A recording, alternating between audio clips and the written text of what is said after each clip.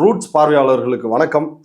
ஏற்கனவே வாக்காளர் திருத்த பட்டியலில் இந்த சிறப்பு தீவிர திருத்தம் என்கின்ற ஸ்பெஷல் இன்டென்சிவ் ரிவிஷன் அப்படின்றது எப்படி பீகார்ல நடக்குது, இதன் மூலமாக வாக்குரிமை மட்டுமல்ல குடியுரிமையும் பறிப்பதற்கான நடவடிக்கைகளை இந்திய தேர்தல் ஆணையமும் ஒன்றிய பாஜக அரசும் இணைந்து செயல்படுகிறது அப்படின்றத நம்ம பீகாருக்கே சென்று நம்முடைய ட்ரைப்ஸ் மற்றும் அரண்சை ஊடகங்கள் சார்பாக அம்பலப்படுத்தி இருந்தோம். இப்போ இந்த சூழலில் இந்த எஸ்ஐஆர் ஸ்பெஷல் இன்டென்சிவ் ரிவிஷன் அப்படின்ற இந்த ப்ராசஸ் தற்பொழுது தமிழ்நாட்டில் நவம்பர் 4 தொடங்க இருக்கிறது. இப்போ இது குறித்து தான் நம்ம பேச இருக்க போகிறோம். பீகாரில் நடந்தது போலவே தமிழ்நாட்டில் நடக்க போகிறதா, தமிழ்நாட்டிலும் வாக்குரிமை மற்றும் குடியுரிமைக்கு ஆபத்து எழப்போகிறதா? ஏன்னா இன்றைக்கு அனைத்து கட்சி கூட்டத்தை தமிழ்நாடு முதலமைச்சர் கூட்டி எல்லா கட்சிகளும் பங்கேற்று கருத்தை தெரிவிச்சிருக்கிறாங்க. அப்போ இந்த செயல்முறை எவ்வாறு தமிழ்நாட்டில் நடக்க இருக்கிறது என்பது குறித்து நம்மிடையே விவாதிப்பதற்காக குடியுரிமை பாதுகாப்பு இயக்கத்தினுடைய தலைவர்களுள் ஒருவரான தோழர் பாலகிருஷ்ணன் அவர்கள் நம்மோடு இணைந்துள்ளார். பல்வேறு மக்கள் போராட்டங்களில் பாசிச எதிர்ப்பு நடவடிக்கைகளில் தொடர்ந்து முன்னணியில் நின்று போராடி வருபவர். வாங்க அவரோட நம்ம பேசலாம். தோழர் வணக்கம். வணக்கம். தேர்தல் ஆணையம் இந்த எஸ்ஐஆர் வாக்காளர் பட்டியலில் சிறப்பு தீவிர திருத்தம் அப்படின்னு ஒரு நடவடிக்கையை ஏற்கனவே பீகார்ல செஞ்சிருக்கிறாங்க. இப்ப தமிழ்நாடு உள்ளிட்ட 12 மாநிலங்களில் செய்ய போறதா அறிவிச்சிருக்கிறாங்க. 4ஆம் தேதி அந்த நடைமுறை தமிழ்நாட்டில் தொடங்க இருக்குது. இந்த எஸ்ஐஆர்னா என்ன, இதை ஏன் தேர்தல் ஆணையம் இப்போ 12 மாநிலங்கள்ல, இப்போ நம்ம மாநிலத்துல தேர்தல் வரப்போகுது, கேரளா, வெஸ்ட் பெங்கால் தேர்தல் வரப்போற சூழல்ல இந்த ப்ராசஸை அவங்க செய்ய வேண்டிய காரணம் என்ன? இது முதல்ல அவங்க ஜூன் 24ஆம் தேதி இந்த எஸ்ஐஆரை அனௌன்ஸ் பண்றாங்க பீகார்ல. நவம்பர் டிசம்பர் மாத வாக்கில் தேர்தல் இருக்கு அப்படிங்கிற ஒரு அந்த காலகட்டத்தில் ஒரு 2-3 மாதங்களே இருக்கக்கூடிய நேரங்களில் ஏன் இது போல நீங்க அனௌன்ஸ் பண்ணணும் அப்படிங்கிற மாதிரி கேள்வி எழுப்பினது பொழுது அவங்க அப்படி இல்லை, இங்க வெளிநாட்டு வாக்காளர்கள், வெளிநாட்டில இருந்து வந்திருக்கக்கூடிய ஊடுருவல்காரர்கள் இங்க நிறைய பேர் இருக்கிறாங்க, சட்டவிரோத குடியேறிகள் இருக்கிறாங்க அப்படின்னு சொல்லிட்டு அந்த பொலிட்டிக்கல் பார்ட்டிஸ், அரசியல் கட்சிகள் அனைத்தையும் தேர்தல் ஆணையர் கூட்டிட்டு ஒரு இன்ஃபார்மலா ஆலோசனை பண்ணுவாங்க இல்லையா, அந்த கூட்டத்தில் சொல்லும் பொழுது நீங்க மாநிலத்துல 20 விழுக்காட்டிற்கும் அதிகமானோர் வெளிநாட்டிலிருந்து வந்திருக்கக்கூடிய சட்டவிரோதமான குடியேறிகள் இருக்கிறாங்க. அவர்கள் வாக்களிப்பதின் மூலமாக இந்த மாநிலத்தினுடைய அரசியல் சூழலையே மாற்றுவதற்காக ஒரு வாய்ப்பு இருக்கிறது, மாற்றிக்கொண்டிருக்கிறார்கள். எனவே அவற்றை நீக்க வேண்டும் என்பது ஒரு முக்கியமான செய்தி. ரெண்டாவது தொழிலாளர்கள், புலம்பெயர்ந்தவர்கள் எல்லாரும் பல மாநிலங்களுக்கு போயிட்டு வந்துட்டு இருக்காங்க. ஆனா இதுதான் முதல் போக்கஸா அவங்க சொல்றது. 20% அப்படின்னு சொல்றாங்க. 20% இருக்காங்க வெளிநாட்டுல இருந்து ஊடுருவி வந்திருக்காங்க அப்படின்னு சொல்லிட்டு தொடர்ந்து இந்த பிரச்சாரத்தை அவங்க ரொம்ப காலமா வச்சிட்டு இருக்காங்க இல்லைங்களா? ஆமா, அதாவது அப்போ இந்த பொலிட்டிக்கல் பார்ட்டிஸ்லாம் வெளியே சொல்றாங்க, ஆரம்பிப்பதற்கு முன்னாலேயே அதை பூர்வாங்க கூட்டத்திலேயே 20% இருக்குன்னு சொன்னா இவர்களுக்கு இந்த தரவு எப்படி கிடைச்சுமா? ஒரு நம்பர் இல்ல இருக்கணும்ல, ஏதாவது ஒரு தரவு இருக்கணும், இல்லைன்னா புகாராவது இருக்கணும். ஆமா, அப்படின்னு சொல்லும் பொழுதுதான் அப்போ ஹிஸ் மாஸ்டர்ஸ் வாய்ஸ், அவர்களுடைய முதலாளியுடைய அந்த குரலை அந்த தேர்தல் ஆணையர் ஒலிச்சிருக்கிறாருங்கிற மாதிரி புரிய வந்தது. ஏன்னா அதுதான் முதல் தடைய சந்தேகத்தை கிளப்பிச்சு. அது வரைக்கும் நம்ம எஸ்ஐஆர் பற்றி பெரிய அளவிற்கு ஒன்றும் நம்ம எதிர்ப்பு நம்ம அங்க உள்ள தோழர்கள் தெரிவிக்கல, கட்சிகள் தெரிவிக்கல. அதற்கு பின்னால அதை ஒட்டி ஒரு 11 ஆவணங்கள் அப்படிங்கிற மாதிரி அந்த ஆவணங்களையும் அவங்க வெளியிட்டு இருந்தாங்க. அந்த ஆவணங்களை பார்த்த பிறகுதான் இதில் ஏதோ சூது இருக்கிறது, சகுனி சூதாட்டத்திற்கு அழைத்தது போல அல்லவா இருக்கிறதுங்கிற மாதிரி புரிஞ்சுக்கிட்டாங்க. அதுல என்னன்னு கேட்டீங்கன்னா, ஏற்கனவே திரும்ப மீண்டும் தோழர்கிட்ட சொல்லப்பட்டிருக்கும், சாதாரண மக்களிடம் இருக்கக்கூடிய எந்த ஆவணத்தையும் தேர்தல் ஆணையம் சான்றாக கேட்கவில்லை. அதுதான் அதுல நீங்க முக்கியமான விஷயம். இதை எதிர்த்து யோகேந்திர யாதவ் தனிப்பட்ட முறையில, அதாவது பாரத் ஜோடோ அபியான் இந்திய ஒற்றுமை இயக்கத்தின் பேராலையும் சரி, Prashant Bhushan association of democratic rights என்கிற அமைப்பின் பேராலையும் சரி, PUCL அமைப்பும் சரி, பல்வேறு வழக்குகளை அங்க போட்டாங்க. அப்போ அந்த விசாரணையின் போதுதான் வந்து அப்போ அந்த கேள்வியை நீதிபதிகளும் கேட்குறாங்க. ஏன் வந்து அவசரமா இப்போ இந்த மாதிரி செய்கிறீங்க? இதற்கு முன்னால் 2002 அந்த காலகட்டத்திலலாம் நடந்தும் பொழுது ஒரு வாஸ்ட் பீரியட், ஒரு நீண்ட காலகட்டத்தை கொடுத்தாங்களே, இது 2-3 மாதங்களுக்கு முன்னால் செய்கிறீங்களே அப்படின்னு கேட்ட பொழுது, அதாவது பீகார் தேர்தல் என்பது எதேச்சையாக வந்திருக்கிறது. அவர்கள் சொன்ன பதில் உச்ச நீதிமன்றத்தில், நாங்கள் இந்தியா முழுவதும் இதை செய்வதற்காக இருக்கிறோம். அதில் அதாவது அது எதேச்சையாக பீகார் வந்திருக்கிறது. இதனே பீகார் தேர்தலுக்காக நாங்கள் நடத்தவில்லை அப்படிங்கிற ஒரு பதிலை வந்து அவங்க சொல்றாங்க. அப்பதான் ஓஹோ, இது ஒரு பெரிய ஒரு டிசைன், ஒரு திட்டத்தினுடைய ஒரு துவக்க புள்ளியாக பீகார் அமைகிறது அப்படிங்கிறத பார்க்குறோம். அப்புறம் இதை ஒட்டி வந்து நடந்த பல்வேறு விஷயங்களை பார்க்கும் பொழுதுதான் வந்து நமக்கு தெரிய வருது. 20% முதல்ல வந்து வெளிநாட்டுக்காரங்க இருக்கிறேன்னு சொல்றாங்க, 11 ஆவணங்கள் தான் கொடுக்குறாங்கங்கும் பொழுது, அப்போ நாம வந்து பல விஷயங்களை அவர்கள் செய்வது போல நாமும் என்ன நடக்குது அப்படின்னு பார்க்கும் பொழுதுதான் இந்த எஸ்ஐஆருக்கு பின்னால ஒரு ஹிஸ்டரி, ஒரு வரலாறு இருக்கிறத நம்ம பார்க்குறோம். ஓகே, என்ன வரலாறு? அதாவது நீங்க பார்த்தீங்கன்னு சொன்னா, கடந்த 10 வருஷமா வட இந்திய மாநிலங்கள்ல, நான் திரும்ப எல்லா இதுலையும் சொல்லியிருக்கிறேன், பீகார்ல, சத்தீஸ்கர்ல, குறிப்பா மேற்கு வங்காளத்துல, அஸ்ஸாம்ல, இது போன்ற வட இந்திய வடகிழக்கு மாநிலங்கள் எல்லாத்துலேயும் இந்த ரோஹின்யாக்கள் முஸ்லீம்கள், பங்களாதேஷ்ல இருந்து வந்த முஸ்லீம்கள் லட்சக்கணக்கில் குடியேறி இருக்கிறாங்க.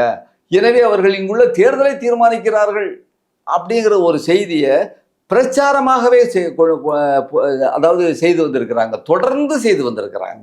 இங்க கூட சமீபத்துல ஸ்ரீபெரும்புதூர்னு நினைக்கிறேன், பங்களாதேஷ்ல இருந்து வந்துட்டாங்க அப்படின்னு சொல்லி தொழிலாளர்கள் மீதான ஒரு தாக்குதலும் நடந்துச்சு. ஆமா, அதெல்லாம் இந்த பிரச்சாரத்தினுடைய வெளிப்பாடா? இப்போ அங்க இது நடத்தின உடனே ஒரு இயற்கையாகவே மக்கள் மத்தியில ஒரு வெறுப்புணர்வு. நம்ம அரசியல அவன் வந்து வெளிநாட்டுக்காரன் தீர்மானம் பண்றதா, என்னதான் மனிதமனாக இருந்தாலும் அப்ப யாருங்கிறது தெரியல. அப்ப எந்த அளவுக்கு பிரச்சாரம் பண்றாங்க, நம்புறாங்க இந்த பொய்ய. ஆமா, ஏன்னா அவங்களுக்கு தெரியல. இதை எதிர்ப்பாக இந்த இந்திய கூட்டணியை சேர்ந்தவர்கள் அல்லது பாஜகவுக்கு எதிராக உள்ளவர்கள் பெரிய அளவுக்கு செய்யலை. ஏன்னா இது பொய்ன்னு அவர்களுக்கு அதாவது உணர்ந்ததுனால இது தன்னால போயிடும் அப்படின்னு நினைச்சாங்க. ஆனா மக்கள் மத்தியில மீண்டும் மீண்டும் ஒவ்வொரு தேர்தலுக்கு எழுப்பப்படுகிறது. அதுல முக்கியமா அவர்கள் சொன்னது என்னன்னு கேட்டா, அந்த பிரச்சாரம் நம்முடைய ரொட்டியை, நம்முடைய கப்படாவை, நம்முடைய மக்கான் இருப்பிடத்தை வெளிநாட்டுக்காரங்க வந்து அவர்கள் வந்து ஆக்கிரமிக்கிறாங்க, அவர்கள் பறிக்கிறாங்கங்கும் பொழுது நாம் கஷ்டப்படுவதற்கான காரணம் அதுதான் அப்படின்ட்டு. ஆனா ஒரு செய்தியை வந்து நாம மக்கள்கிட்ட சொல்லி ஆகணும். அந்த குறியீடு, மனிதவள குறியீடு இருக்கு பார்த்தீங்களா, இதுல இந்தியாவை விட பக்கத்து நாடுகளா இருக்கக்கூடிய பாகிஸ்தானாக இருக்கட்டும், நேபாளமாக இருக்கட்டும், பங்களாதேஷாக இருக்கட்டும், இலங்கையாக இருக்கட்டும், எல்லாமே உயர்ந்த இடத்தில் இருக்கின்றன. ஓகே, அப்ப அங்க நல்லா ஒரு ஊதியத்தை வாங்கிட்டு இருக்கவன் இங்க வந்து வரணுங்கிற அவசியம் இல்லை. இது நம்ம ஒரு இடையில நான் சொல்லியா முக்கியமான விஷயம். ஆமா, அப்ப இந்த மாதிரி ஒரு பிரச்சாரத்தை மக்கள் நம்ப ஆரம்பிக்கிறாங்க. ஆனாலும் அதற்கு மேல வந்து பெரிய அளவிற்கு அது நடந்துகிட்டு இருக்கு 10 ஆண்டுகளாக. அப்ப இது உண்மையா பொய்யா அப்படின்னு சொல்லும் பொழுதுதான் வந்து 2019 பீகார் சட்டமன்ற தேர்தல் 2019 நடக்கு. அங்க வந்து அப்ப ஆட்சி வந்து யாருன்னா கூட்டணி, நிதிஷ்குமாரும் பிஜேபியும் ஆட்சியில இருக்கு.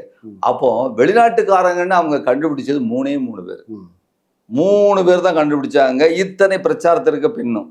அதுக்கப்புறம் 2024 நாடாளுமன்ற பொது தேர்தல் வந்தது இல்லையா, அந்த தேர்தலில் ஒட்டி தேர்தல் ஆணையம் பங்களாதேஷ்காரங்க இந்த நாட்டில் பீகார்ல எத்தனை பேர் இருக்காங்கன்னா 5570 பேர்கள் இருக்கிறாங்கிற ஒரு பட்டியலை வெளியிட்டது.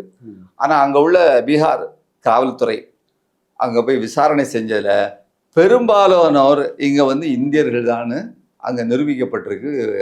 அது ஒரு முக்கியமான செய்தி. ஆனால் சந்தேகத்தினுடைய அடிப்படையில் ஈசி வந்து 19,200 பேர்களை டெலீட் பண்ணிட்டான். 7-8 கோடி பேர் இல்லை அந்த பீகார்ல. ஆனா 726 பேர் மேலதான் விசாரணையே நடந்தது, 19,200 பேர் இல்லை. அப்போ எனவே இந்த குற்றச்சாட்டுக்கு பெரிய அளவுக்கு ஆதாரம்ங்கிறது இல்லை. அதாவது அரசியல் சூழ்நிலையே மாற்றக்கூடிய அளவிற்கு எந்த விதமான ஒரு ஆதாரமும் இல்லை என்று நம்மளால வந்து பார்க்க முடியுதுன்னு வைங்களேன். அப்போ இது ஒரு பகுதி. இன்னொரு பகுதி இது வந்து பிரச்சார ரீதியாக அரசியல் ரீதியாக அவர்கள் செய்தது. இன்னொரு செய்தி, ஒரு 2-3 ஆண்டுகளுக்கு முன்னால திட்டமிட்ட கதியில அவர்கள் ஒரு விஷயத்தை செஞ்சு வந்திருக்கிறாங்க. அது உங்களுக்கு தெரியும். தேர்தல் ஆணையரை நியமிப்பது, அது வந்து நாடே சிரிச்சுது. ஆமா, அதை எக்ஸ்பிளைன் பண்ணுங்க. அந்த தேர்வு முறையை எப்படி மாத்துனாங்க? அதாவது தேர்தல் ஆணையரை தேர்வு செய்வதற்கு 3 பேர் உள்ள ஒரு கமிட்டி உண்டு. அது இதுகாரம் உள்ள கமிட்டியிலே உச்சநீதிமன்றம் உறுதிப்படுத்தினது என்னன்னு சொன்னா, தலைமை நீதிபதி, எதிர்க்கட்சி தலைவர், பிரதம மந்திரி 3 பேர் உள்ள ஒரு குழு தான் வந்து தேர்ந்தெடுக்கணும் தேர்தல் ஆணையரை அப்படின்னு சொல்லிட்டு. அப்போ இத நம்ம தலைமை நீதிபதி அவங்க என்ன கான்ஸ்டியூஷன் பெஞ்சிலையும் சரி சொல்றாங்க, இவர்கள் வந்து நீங்க அடுத்த ஒரு சட்டம் போடுறது வரைக்கும் இதுதான் வந்து இருக்கணும் அப்படின்னு சொல்றாங்க. ஒரு சரியான சட்டம் போடுறது வரைக்கும்ட்டு. சரியான சட்டம்ங்கிறத எப்படி எடுத்துக்கிட்டான்னு சொன்னீங்கன்னா வந்து இந்த அரசாங்கம் உடனடியாக அவசரமாக ஒரு சட்ட விதியை வந்து பாராளுமன்றத்தில் வந்து அவங்க இது பண்ணுறாங்க. என்ன செய்கிறாங்கன்னு கேட்டிங்கன்னா, தலைமை நீதிபதியை நீக்கிட்டு அதுக்கு பதிலாக பிரதம மந்திரி நியமிக்கக்கூடிய அல்லது விரும்பக்கூடிய ஒரு மனிதரை போட்டுறாங்க. இப்போ ஹோம் மினிஸ்டர் அமித்ஷாவை போட்டிருக்கிறாங்க.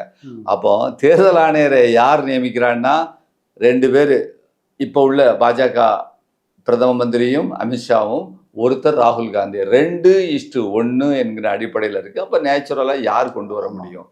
இது ஒன்று. இன்னொன்று திருத்தத்தை கொண்டு வராங்க. 2023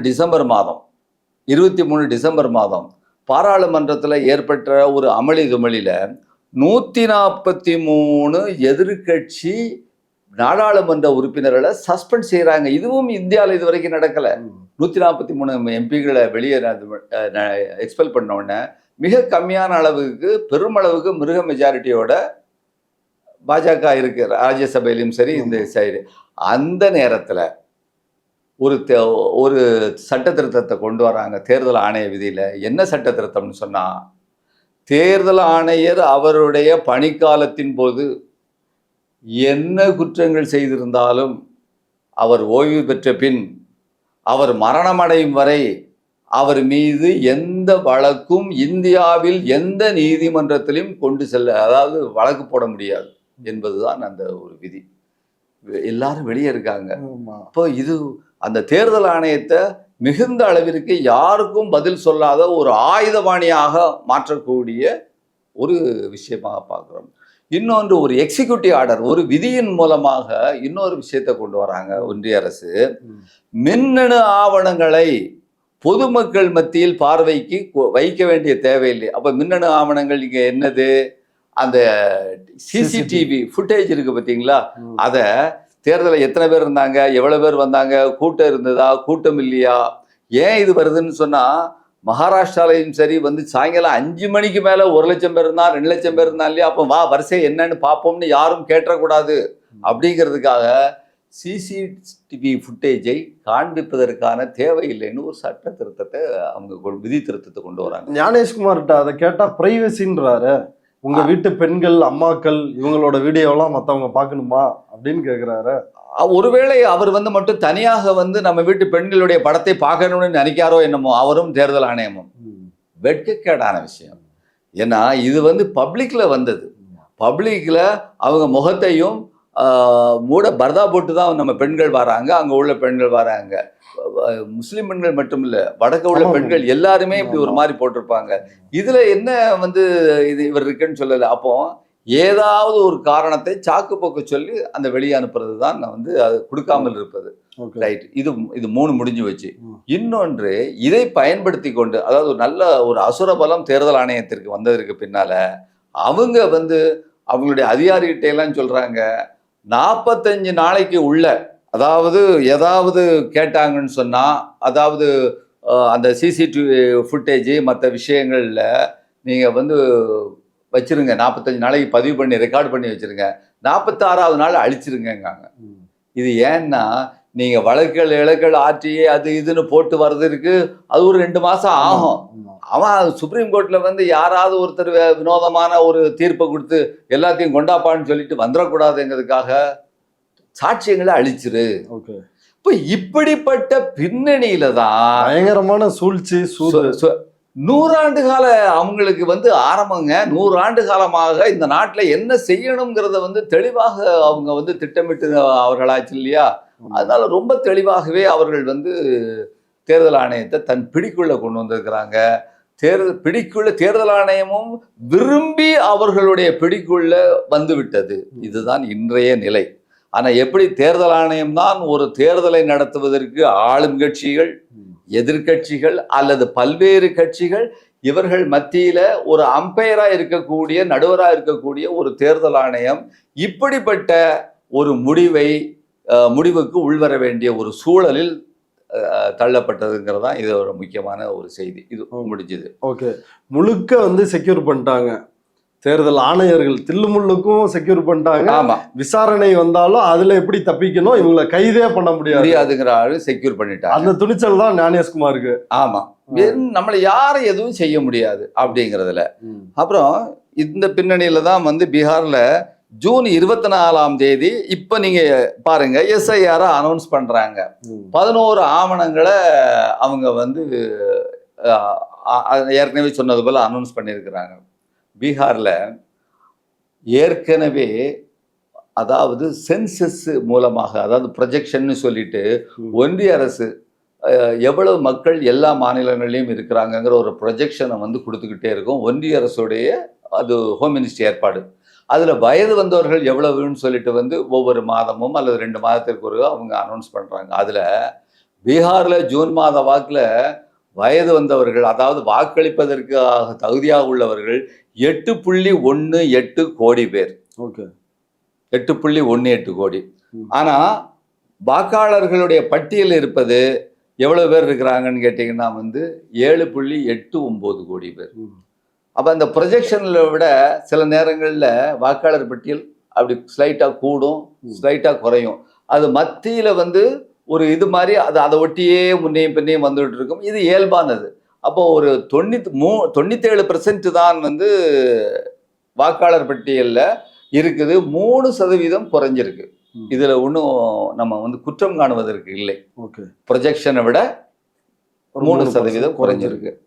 அப்புறம் இந்த ஆவணங்கள் பற்றி நம்ம பேசணும்னு சொன்னா, இந்த ஆவணம் 11 டாக்குமெண்ட் ஓய்வூதியம் பென்ஷனர்ஸ் வாங்குற அந்த அதோடைய உத்தரவுகள் அல்லது அது சம்பந்தப்பட்ட டாக்குமெண்ட்ஸை நீங்க காமிக்கலாம். இது யாருக்கு? பென்ஷன் வாங்குறவங்களுக்கு. அரசாங்க ஊழியர்கள் இப்போ உள்ளவங்க கிடையாது. முன்காலத்தில் இருந்தவங்க தான் பென்ஷன் வாங்க முடியும். Number 1. Number 2, ID card central state, ஒன்றிய மாநில பொதுத்துறையில வேலை பார்ப்பவர்களுடைய ஐடி கார்டு, அது 2வது. 3வது டேட் ஆஃப் பர்த், பிறப்பு சான்றிதழ். இப்போ பீகார்லாம் பார்த்தீங்கன்னா தமிழ்நாடு நிலைமையில நம்ம பார்க்கக்கூடாது. இது தமிழ்நாடு இந்தியாவில் ஒரு உயர்ந்த கட்டமைப்பு உள்ள ஒரு மாநிலம். ஆனால் பீகார் இந்தியாவிலேயே மிக மோசமான கட்டமைப்புள்ள மாநிலங்களில் ஒன்று. அப்போ அங்கே படிப்பறிவு வந்து ஏழைகளும் படிப்பறிவு இல்லாதவர்கள் 85% மக்கள் தான் கிராமப்புறத்தில் ஏழைகளாக இருக்கிறார்கள். இந்த இடத்துல தான் டேட் ஆஃப் பர்த் கேட்குறாங்க. அப்புறம் அடுத்தது என்ன கேட்குறாங்கன்னா கடவுச்சீட்டு கேட்குறான், அதாவது பாஸ்போர்ட், அது ஒரு சான்றிதழாக கேட்குறான். அடுத்தது பள்ளி கல்லூரி அதில் படித்ததற்கான சான்றிதழ், இது ஒரு நீங்கள் டாக்குமெண்ட்டாக கொடுங்கன்னு கேட்குறான். அப்புறம் வன உரிமை சான்றிதழ், அதாவது காட்டுகளில் வந்து நீ போகிறதற்கு, மேய்க்கிறதற்கு, அந்த மரம் வெட்டுறதற்கு அல்லது வந்து புல் இது பண்ணுறதுக்கு அந்த பழங்குடி மக்கள் ஏதாவது அவங்களுக்கு கொடுத்துருந்தால், கொடுக்கறது இல்லை பொதுவாக, அப்படி கொடுத்துருந்தா அந்த சர்டிஃபிகேட் அதையும் கேட்குறாங்க. அப்புறம் டொமிசில் சர்டிஃபிகேட்டுன்னு சொல்லுவாங்க, அந்த ஸ்டேட் கவர்மெண்ட் கொடுக்கக்கூடிய, அதாவது அந்த இடத்துல இருப்பிடம் வசிப்பதற்கான ஒரு சான்றிதழ் கொடுக்குறாங்க. அந்த சான்றிதழ், NRC பதிவேடு, நேஷனல் ரெஜிஸ்டர் ஃபார் சிட்டிசன்ஷிப், அதாவது இந்திய குடிமகனுக்கான ஒரு சிட்டிசன்ஷிப்னு இப்போ சமீபத்தில் கொண்டு வந்தாங்க இல்லையா? அதை எதிர்த்து தான் மிகப்பெரிய போராட்டம் கொரோனா காலத்துலேருந்து நடந்துகிட்டு இருக்கு. அதில் பேர் இருந்ததுன்னா ஓகே அப்படிங்கிறாங்க. அடுத்தது மாநில அரசு குடும்பத்தை பதிவு பண்ணியிருக்கிறதுக்கான ஒரு ஏடு இருக்குது, ரிஜிஸ்டர், அதில் இருந்ததுன்னா அது ஓகே. அடுத்தது நிலம், வீடு விற்கும் போது நீங்கள் வாங்கினீங்கன்னா உங்கள் டாக்குமெண்ட் வச்சுருப்பீங்களே, அந்த டாக்குமெண்ட்டை வந்து நீங்கள் கொடுத்து இது பண்ணலாம். அப்போ இந்த 11 யார்கிட்ட இருக்கும்? சொத்து உள்ளவன்கிட்ட இருக்கும், படித்தவன்கிட்ட இருக்கும். அப்போ சாதாரண ஏழை எளியவங்ககிட்ட எப்படி இருக்கும்?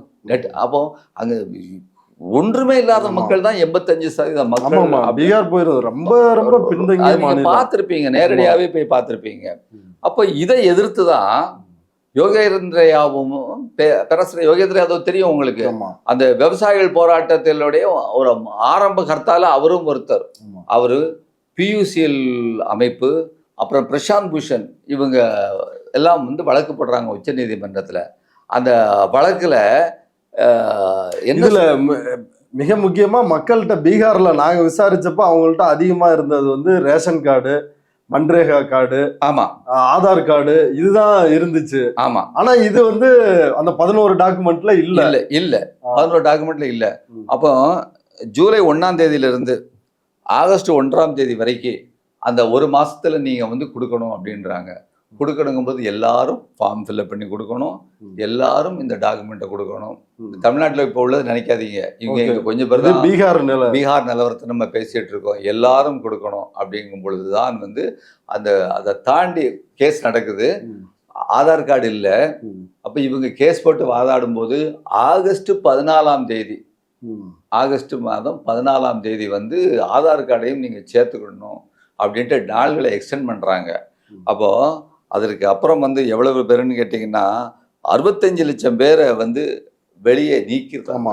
65 லட்சம் பேரை நீக்கிட்டு 7.24 கோடி பேர் தான் வந்து பீகார்ல வாக்காளர்கள் அப்படின்னு சொல்லிட்டு அனௌன்ஸ் பண்றாங்க. ஓகே, அப்போ நீங்க பாருங்க, 100% இயல்பா உள்ள மக்கள் வாக்களிக்கக்கூடியவங்க, வாக்காளர் பட்டியலில் 97%, அதில் 3% இயல்பாக குறைஞ்சிருக்கு. அதையும் விட ஒரு 8% குறைஞ்சி 88%க்கு வந்திருக்கு. அப்போ இத்தனை பெர்சன்டேஜ் குறைவாக உள்ள இந்த வாக்காளர்கள் இருந்து நீக்கிறதுங்கிறது வந்து உலகத்துல எங்கேயுமே நடந்ததில்லை. ஏன்னா குடியுரிமையும் இதோட சிட்டிசன்ஷிப்பை ரிமூவ்ங்கிறான். இப்போ நான் திரும்ப நம்ம சொல்லுவோம், யோகேந்திர யாதவ் கூட இப்போ இது வாக்காளர் பட்டியலை திருத்தர நடவடிக்கை அப்படின்றீங்க, ஆனா இது சிட்டிசன்ஷிப்பை நீக்கிற நடவடிக்கைன்னு சொல்றீங்க. இது எப்படி சொல்ல வரீங்க? இது முடிச்சிருவோம். நீங்க உங்களுடைய கேள்வி சரியான கேள்வி. அப்போ உலகத்துல எங்கேயுமே இது போல நடக்கிறது இல்லை. 19ஆம் நூற்றாண்டுல ஒரே ஒரு இடத்துல, அதாவது அமெரிக்க ஐக்கிய நாடுகள், யுஎஸ்ஏன்னு சொல்றமே, அது டெவலப் ஆகி வரும் பொழுது வட மாகாணங்களுக்கும் தென் மாகாணங்களுக்கும் இடையே ஒரு அடிமைகளை மையமா வச்சு, அதாவது இன்றைய தேதியில் நம்ம சொல்றதா இருந்தால் கருப்பர்களுக்கு எதிரான ஒரு யுத்தமே நடந்தது ஆபிரகாம் லிங்கன் கொண்டு வரும்போது. அப்போ தென் மாகாணங்கள்ல உள்ள கருப்பர்களை பெருமளவிற்கு அப்பதான் நீக்கிறாங்க உலகத்திலேயே. அதற்கு அடுத்தது இந்தியாவில் பீகார்ல 65 லட்சம் பேரை நீக்கியிருக்காங்கிறது தான் வந்து உலகம் காணாத வேதனையான விஷயம். அப்ப நீங்க ஒரு கேள்வி கேட்டீங்க. இது வாக்குரிமை பறிப்புன்னு ஒரு பக்கம் சொல்றீங்க, இன்னொரு பக்கம் குடியுரிமை பறிப்பு. அப்போ இவங்க என்ன சொல்றாங்கன்னு கேட்டீங்கன்னா, நம்ம வந்து இதுவரை 8 தடவை இந்தியாவில் வாக்காளர் திருத்த நடவடிக்கைகள் நடந்திருக்கு. 8 தடவை எஸ்ஐஆர் நடந்திருக்கு. அந்த 8 தடவையிலையும் நீங்கள் எப்படின்னு பார்த்தீங்கன்னு சொன்னால் வந்து நம்ம உங்களுக்கு தெரியும், நீங்கள் பார்த்துருப்பீங்க, வீட்டுக்கு இந்த வாத்திமார்கள் வருவாங்க. ஆமாம், அவங்க வந்து அங்கன்வாடி சத்துணவு வருவாங்க. எங்கள் ஊர்லாம் வாத்தியார்கள் வருவாங்க. அவங்க வந்து வீட்டில் எவ்வளோ பேர் இருக்காங்கம்மாங்க. கடந்த முறை வாக்காளர் லிஸ்ட்டு அவங்ககிட்ட இருக்கும். அதில் யாராவது மண்டே போட்டாங்களாப்பா அப்படின்னு கேட்பாங்க. ஆமாம், அது தாத்தா செத்து போயிட்டாரு அப்படின்னா அது பேரை டெலீட் பண்ணிடுவாங்க. பையன் தம்பி பெருசாக இருக்காப்லையே அப்படின்னா அவர் பேர் 18 வயசு அப்படின்னு ஒன்று சேர்த்துருவாங்க. அப்போ அதுக்கு ஒரு ஃபார்ம் கொடுக்கணும், ஃபில்அப் பண்ணி கொடுக்கணும், அதை ஒரு கார்பன் ஷீட்டு போட்டு எழுதி கொடுத்துருவாங்க. இப்படி தான் நடந்துகிட்டு இருந்தது. இதுக்கு மேலே நம்ம நடக்கலை. இதுதான் எனிமரேஷன் நடந்தது கடந்த 8 தடவையும். ஓகே, இதுதான் ஏற்கனவே நடந்த எஸ்ஐஆர் நடந்த. ஓகே, இப்போ இந்த தடவை எல்லா மக்களும் வந்து ஃபார்ம் ஃபில்அப் பண்ணி கொடுக்கணும்னு சொல்லிட்டாங்க. ஓகே, பீகார்ல எல்லா மக்களும் ஃபார்ம் ஃபில்அப் பண்ணி கொடுக்கணும்ட்டாங்க. அதாவது வீட்டில் அவன் லிஸ்ட் இருந்தாலும் சரி இல்லாட்டாலும் சரி வீட்டுக்கு வருவாங்க. ஃபார்மை நீங்கள் டவுன்லோடு பண்ணணும். இங்கே இப்போ நமக்கு நிறைய இன்ஸ்ட்ரக்ஷன் கொடுத்துருக்காங்க, அதுபோல் பீகாரில் இல்லை. டவுன்லோடு பண்ணணும், டவுன்லோடு பண்ணி அங்கே வந்து அதில் ஃபில்அப் பண்ணணும். அப்புறம் இந்த டாக்குமெண்ட்டில் உள்ள அந்த காப்பியை ஒட்டணும். இந்த 11 டாக்குமெண்ட்டில் உள்ளதை ஒட்டணும். அப்புறம் சப்மிட் பண்ணணும்.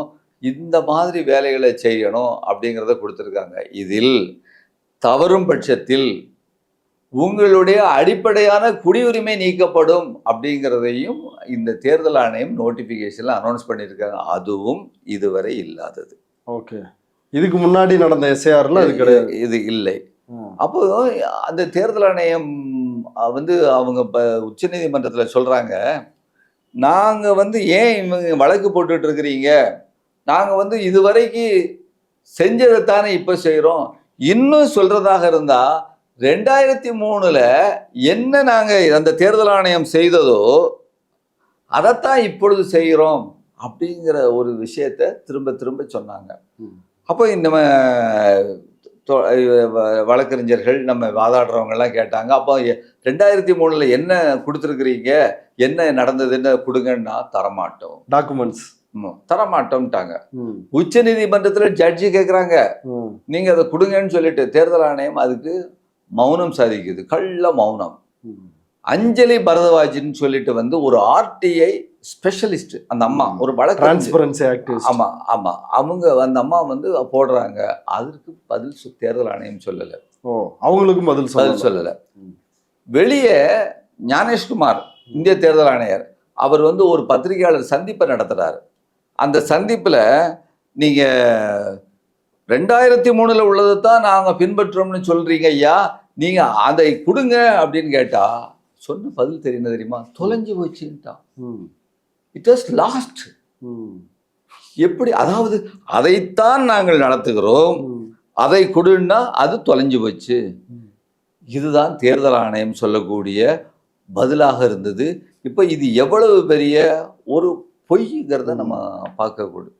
சரி, இது முடிஞ்ச உடனே இறுதிப்பட்டியல். இந்த ஆதார் அட்டையை சேர்க்கிறதுக்கு உச்ச நீதிமன்றத்தில் விசாரணை நடந்தது பார்த்தீங்களா, அந்த விசாரணையை பற்றி நம்ம பேசுறதா இருந்தா அந்த விசாரணை காலகட்டம் ஒரு 5-6 தடவை நடந்தது.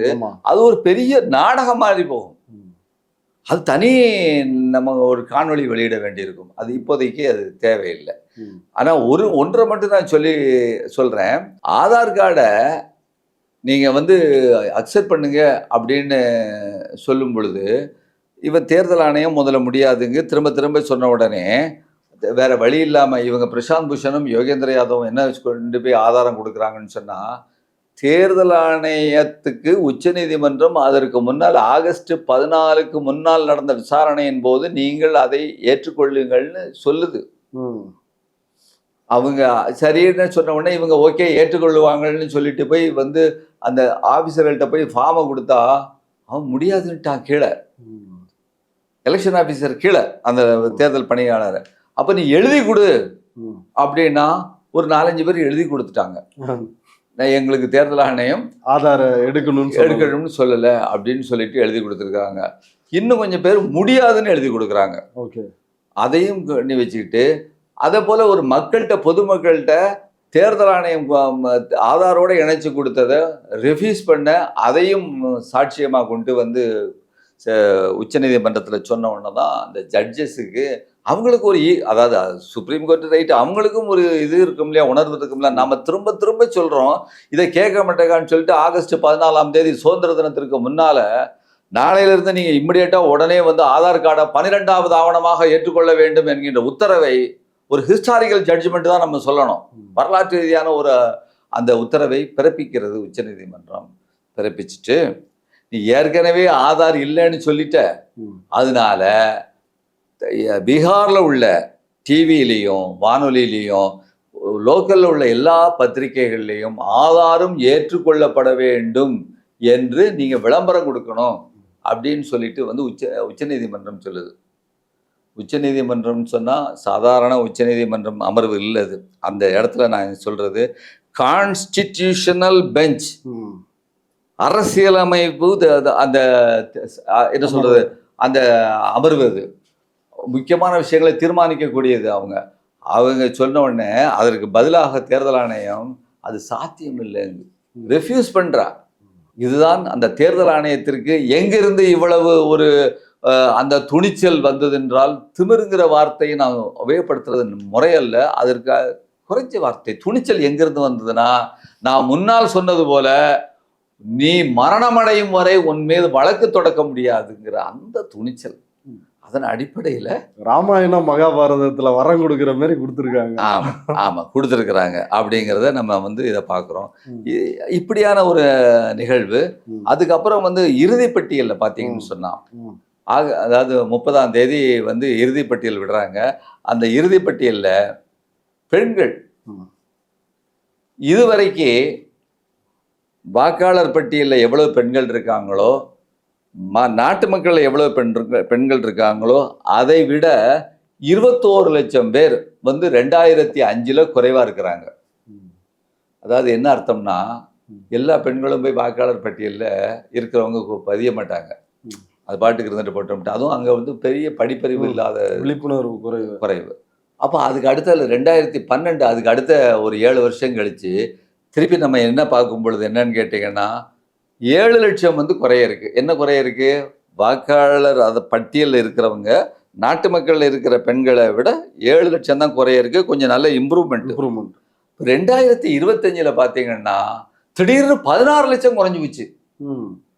அந்த மக்கள் தொகையில வந்து உள்ள ரேஷியோ, இதையும் இந்த வாக்காளர் பட்டியல் ரேஷியோவும் பார்த்தீங்கன்னா 16 லட்சத்துக்கு ஒரேடியா காலி பண்ணிட்டாப்புல. அப்போ ப்ரொக்ரெசிவா முற்போக்கா பெண்களுடைய பாத்திரம் வந்து வாக்காளர் பட்டியலில் அதிகரித்து வந்ததை தேர்தல் ஆணையம் ஒரே எஸ்ஐஆரின் மூலமாக காலி செய்து விட்டது. இன்னும் வேறு வார்த்தைகளில் சொல்றதா இருந்தா, நம்ம கொஞ்சம் புரியுற மாதிரி சொல்றதா இருந்தா, எஸ்ஐஆருக்கு முன்னால், கிமுக்கு முன்னால் கிபிக்கு பின்னால் வந்து எஸ்ஐஆருக்கு முன்னால் 1000 ஆண்களுக்கு 914 பெண்கள் இருந்தாங்க பீகார்ல ரேஷியோ. அதற்கு பின்னால எஸ்ஐஆருக்கு பின்னால 1000 ஆண்களுக்கு 892 பெண்கள் தான் இருக்கிறாங்க. எவ்வளவு குறைஞ்சிட்டாங்க பார்த்தீங்களா? இது பெண்களை பொறுத்த வரைக்கும். அப்போ பெண்களை குறிவைத்து தாக்குதல்ல இது இந்த எஸ்ஐஆர் இருக்கு. இதுல இன்னொரு அரசியல் ரீதியாகவும் பார்த்தீங்கன்னா, அதாவது இதை ஏற்பாடு செய்திருக்கக்கூடிய இந்த ஒன்றிய அரசாக இருக்கட்டும், அதற்கு மூளையாக செயல்படுகிற அந்த நாக்பூர் அமைப்பாக இருக்கட்டும், இவர்களுக்கு பெண்கள் ஒவ்வாது. அசூயை பெண்களை பார்த்த உடனே அமைப்பிலே சேர்த்துக்கிடல. அப்போ அதனுடைய வெளிப்பாடு தான் இங்க சுத்தமா இல்லைன்னு சொல்ல முடியாது.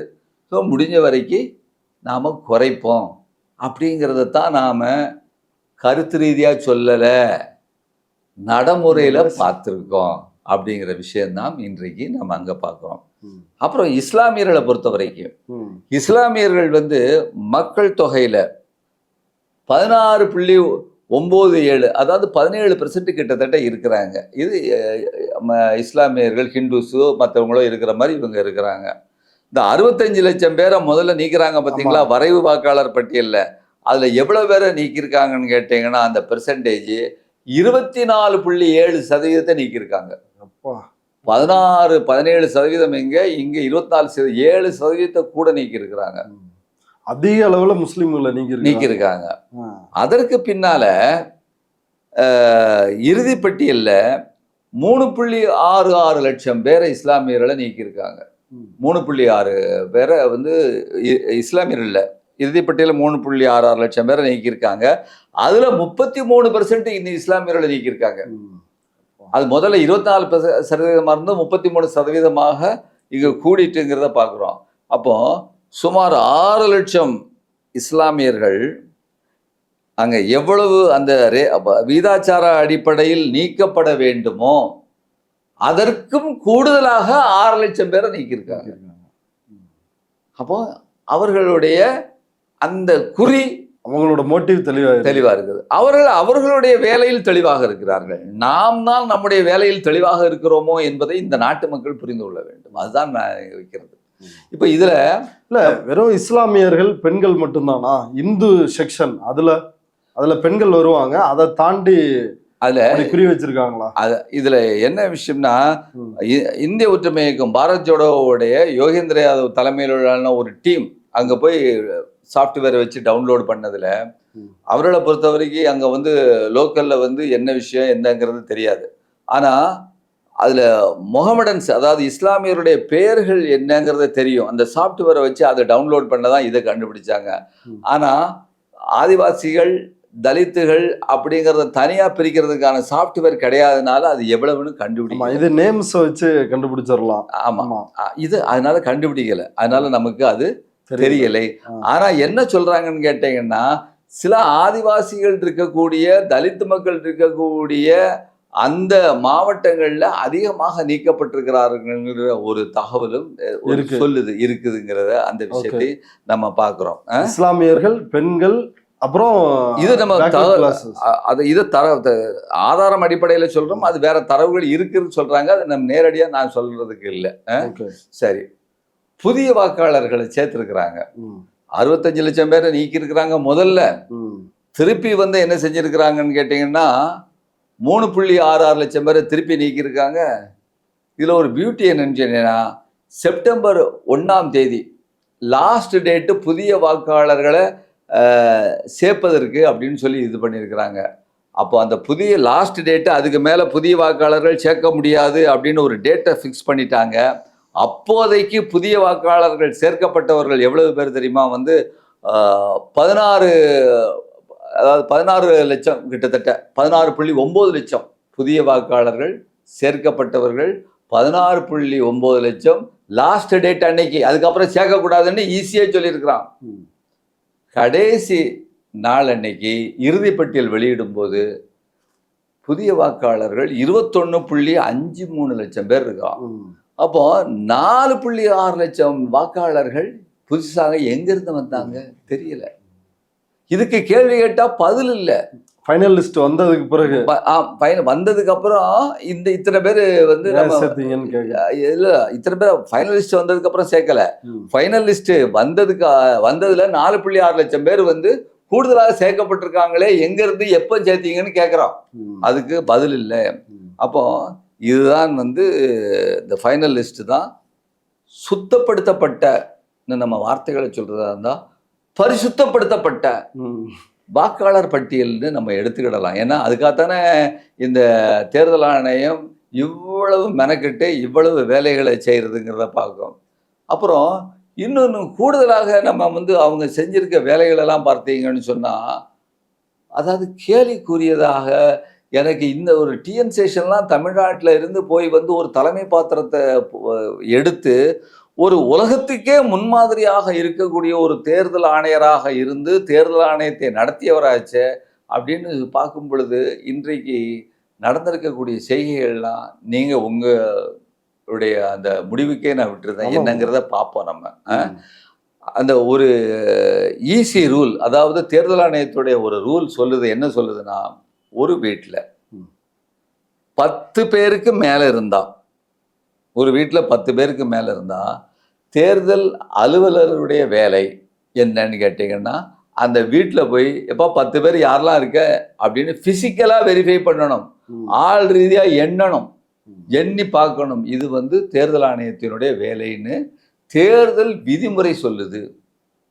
அப்போ நாங்கள் எத்தனை பேர் வந்து எத்தனை வீடுல வந்து பார்த்தீங்கன்னு சொன்னா 24 லட்சம் வீடுகளில் 10 பேருக்கு மேல இருக்கிறான்.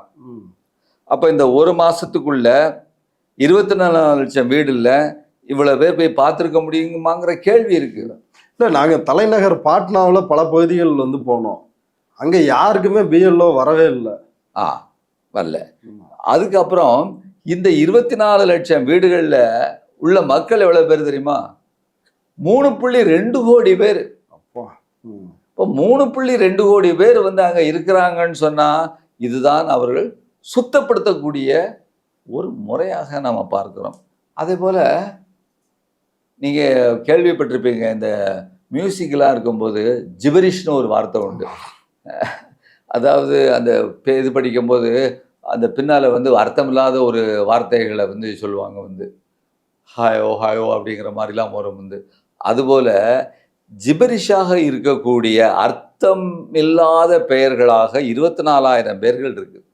அது பார்த்தீங்கன்னா அது எந்த அளவுக்கு இருக்குதுன்னா, நமக்கு ஒரு பெரிய வேடிக்கையாகவும் வினோதமாகவும் நகைப்பிற்கு இடமுள்ளதாகவும் இருக்கும்.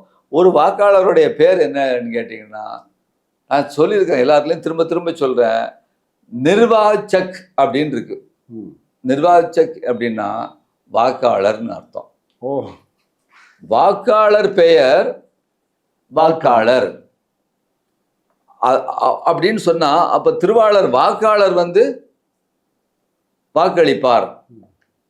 இன்னொரு இடத்துல வாக்காளருடைய பெயர் பிளாங்கா இருக்கு, வீட்டு நம்பர் பிளாங்கா இருக்கு, கணவனுடைய பெயர் பிளாங்கா இருக்கு. அப்ப திருவாளர் பிளாங்க் வந்து அங்க வாக்களிப்பாரு. இதெல்லாம் எப்போ இறுதி பட்டியலுக்கு பின்னால, சுத்தப்படுத்தப்பட்டதுக்கு பின்னால இதெல்லாம் இருக்குங்கிறத நம்ம பார்க்குறோம். அதுக்கப்புறம் வாக்காளர் பெயர் தமிழ்ல இருக்கு, பீகார்ல தமிழ்ல, கன்னடத்துல இருக்கு. அப்ப இது இது இது இதுக்கு பின்னால பகுத்தறிவுள்ள எந்த மனிதனும் எந்த அறிவும் இது என்னன்னு கண்டுபிடிக்க முடியல. என்ன அடிப்படையில் இது வந்ததுன்னு ஏதோ ஒரு போற போக்கில் அடிச்சது மாதிரி தெரியுது. அதுபோல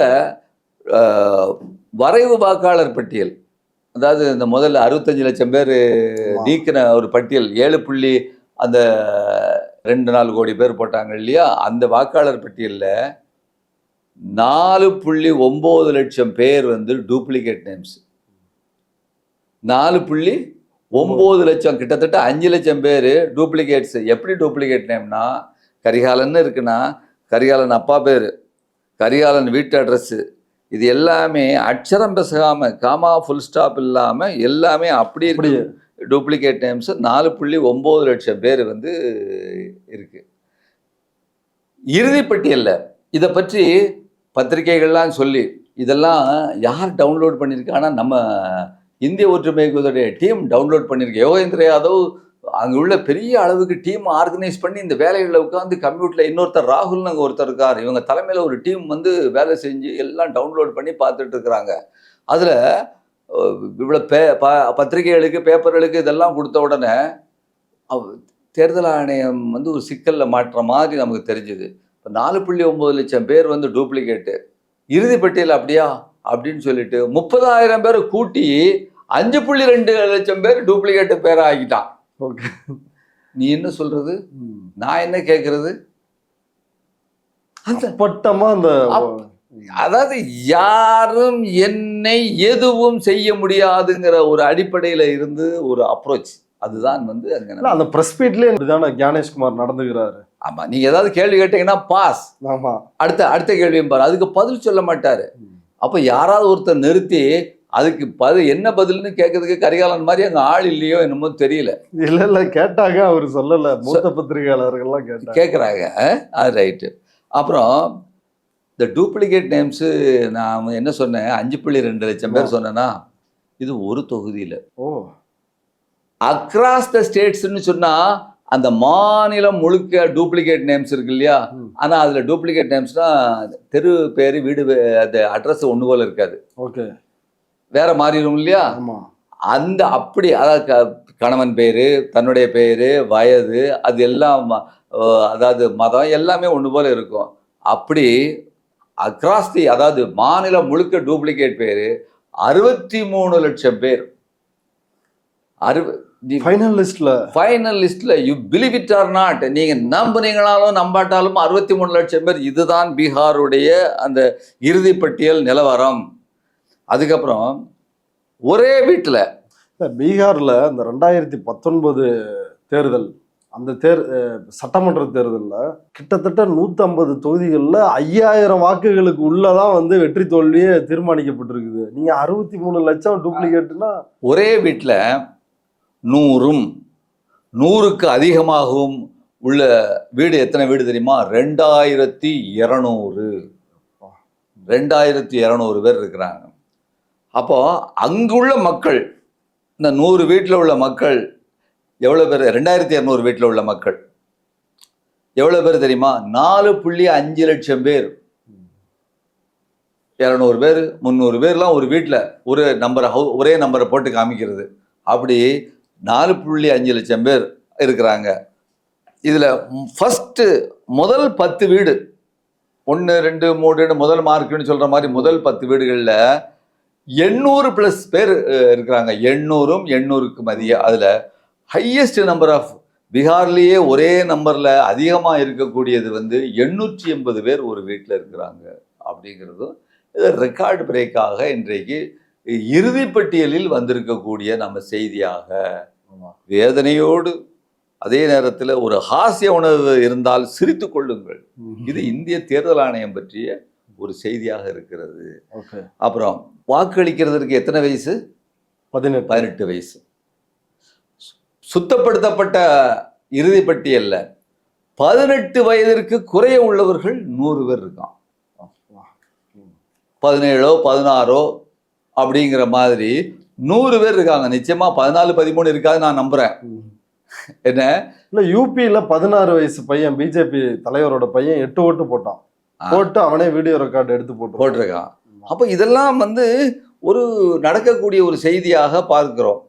இது அடுத்தது இதெல்லாம் முடிச்ச உடனே இந்த இறுதிப்பட்டியலுக்கு முன்னால வரைவு வாக்காளர் பட்டியல் வெளியிட்டதுக்கு அப்புறம் இறுதிப்பட்டியலுக்கு இடையில ஒரு பீரியடு உண்டு இல்லையா, ஆட்சேபனை கொடுக்கறதுக்கான பீரியடுன்னு ஒன்று உண்டு. அந்த ஆட்சேபனை கொடுக்கக்கூடிய அந்த காலகட்டத்தில் கிட்டத்தட்ட 4 லட்சம் ஆட்சேபனைகள் வந்திருக்கு. அப்ஜெக்ஷன்ஸ் சொல்லுவாங்க. அதில் 2.5 லட்சம் ஆட்சேபனைகள் வந்து நம்ம டீமால், அதாவது யோகேந்திர யாதவ் டீமால் அவ்வளோதான் டவுன்லோட் பண்ண முடிஞ்சுது. அவ்வளோத்தையும் டவுன்லோட் பண்ண முடியல. எத்தனை பேர் உட்காந்து எவ்வளோ தூரம் கஷ்டப்படணும் பாருங்க. 2.5 லட்சம் இதைத்தான் டவுன்லோடு பண்ண முடிஞ்சது. அதில் நாம் கண்டுபிடிச்சதில் அதாவது 1,42,000 நபர்கள் குறிச்சுக்கணும் நண்பர்கள். 1,42,000 நபர்கள் தங்களுக்கு தாங்களே ஆட்சேபனை கொடுத்திருக்கிறார்கள். ஐயா நான் பாலகிருஷ்ணன், என் பேரை நீக்கிறீங்க, நான் ஆட்சேபிக்கிறேன் அப்படின்னு சொல்லி கொடுக்குறான். கரிகாலனுக்கு எதிராக கரிகாலனே அப்படி இப்படி தர முடியும் கொடுத்துருக்கான். இவன் தான் 2 மாசத்துக்கு முன்னால என் பேரை சேர்த்துக்கோன்னு சொன்னவன். 1,42,000 பேர் என் பேரை ரிமூவ் பண்ணு என்ன வாய்ப்பு இருந்தா என்னை தண்டிச்சிரு, நான் தண்டனைக்கு உட்பட தயாரா இருக்கிறேன் அப்படின்னு சொல்லிட்டு அவன் கொடுத்துருக்கிறத நம்ம பார்க்கிறோம். அப்புறம் உலகத்துல எங்கேயுமே நடைபெறாத கேலிக்குரியதுன்னு உலகத்துல நடைபெறாத என்னன்னா சொல்லிக்கிட்டே போகலாம். இதுலேயே கின்னஸ் ரெக்கார்டு நிறைய நான் எத்தனையோ தடவை சொல்லிட்டேன். ஒரே வீட்டுல 800 பேர்லாம் 900 பேர்லாம். இப்ப அதை விட உச்சகட்டத்துல 41 பேருங்க ஆட்சேபனை கொடுத்துருக்கான். என்ன ஆட்சேபனை தெரியுமா? ஐயா நான் செத்து போயிட்டேன், என் பேரை ரிமூவ் பண்ணுன்னு கொடுத்துருக்கான். செத்தவனே வந்து செத்துட்டாரு ரிமூவ் பண்ணுன்னு கொடுத்துருக்கான். இதை எங்க போய் தொலைக்க? அதாவது இந்த தேர்தல் ஆணையமா நம்ம டெமோக்ரசி உச்சகட்டத்தை டெமோக்ரஸியை வலியுறுத்துகிற இந்தியாவினுடைய இந்த தேர்தல் ஆணையமா இப்படி இருக்குன்னு சொல்லும் பொழுது நாம வேதனையாத்தான் இருக்கு. நம்ம பிரச்சனை ஆன பிறகும் அதுல இருந்து பின்வாங்க தயார் இல்ல அத இன்னும் ஒரு படி முன்னேறி போய் தான் அட்டாக் பண்றாங்க. ஆமா, அப்ப காரணம் என்ன எதுவும் செய்ய முடியாது அப்படிங்கிற அந்த விஷயத்தை தான் நம்ம பார்க்குறோம். அப்புறம் இந்த திரும்ப இந்த எல்லா விதமான விஷயங்களுக்கும் இந்த எஸ்ஐஆர் நடவடிக்கைகளுக்கும் காரணமாக முதல்ல என்ன சொன்னாங்க? ஊடுருவல். இது நடந்துட்டு இருக்கும் போதும் ஜூன் மாதம் ஜூலை மாதம் இந்த விஷயங்கள் நடந்துட்டு இருக்கும் பொழுதும் இந்திய அளவில் வந்து நம்ம பாஜக கட்சியும் சரி பிரதமரும் சரி வெளிநாட்டு ஊடுருவல், இஸ்லாமியர்கள் நம்முடைய நாட்டு தலைவிதியை தீர்மானம் பண்ணுகிறார்கள், வேலை இல்லாமல் ஆக்குகிறார்கள், நம்முடைய சாப்பாட்டை சாப்பிடுகிறார்கள் திரும்ப பிரதமரே இந்த பிரச்சாரத்தை முன்னின்று செய்துகிட்டு இருந்தார். அப்படிப்பட்ட அந்த பிரச்சாரத்தில் எத்தனை ஆட்சேபனை வந்திருக்குன்னா வெளிநாட்டுகளில் 7.24 கோடியில் அந்த வாக்காளரில் 1087 ஆட்சேபனைகள் வெளிநாட்டினர் சம்பந்தமாக வந்திருக்கு. 1087. அதில் தேர்தல் ஆணையம் நீக்கினது 390 பேர் தான் நீக்கி இருக்கிறாங்க. 390 பேர் வெளிநாட்டிலிருந்து வந்தவர்கள் நீக்கியிருக்காங்க. இதுல இஸ்லாமியர்கள் 76 பேர். வேடிக்கையில் இஸ்லாமியர்கள் 76 பேர். அப்புறம் இன்னொரு வேடிக்கை, இந்த செத்தவங்க மாதிரி இன்னொரு வேடிக்கை, ஐயா நான் வெளிநாட்டுக்காரன் என்ன ரிமூவ் பண்ணிருங்க அப்படின்னு சொல்லிட்டு வந்து ஒரு 796 பேர் வந்து கொடுத்துருக்குறான். அதுவும் இவங்களே பண்ண ஃபேக்கு. அப்படி இருக்க முடியும், நான் சொல்ல முடியாது. இப்போ அப்படிதான் இருக்கு. அதாவது நமக்கு அந்த சிந்தனை அப்படிதான் சொல்லுது. ஏன்னா எல்லாமே செட்டிங். நான் என்ன வெளிநாட்டுக்காரன் அப்படின்னு சொன்னாலே மறு நிமிஷமே போலீஸ் வந்து வீட்டுல இருந்து ட்ரிபியூனலுக்கு கொண்டு போயிடும். கடத்தணும்னா கடத்த, இல்லாட்டா இதுக்கு கொண்டு போனா வைக்கணும் வச்சிரும். அப்படி 796 பேர் கொடுத்துருக்குறாங்க.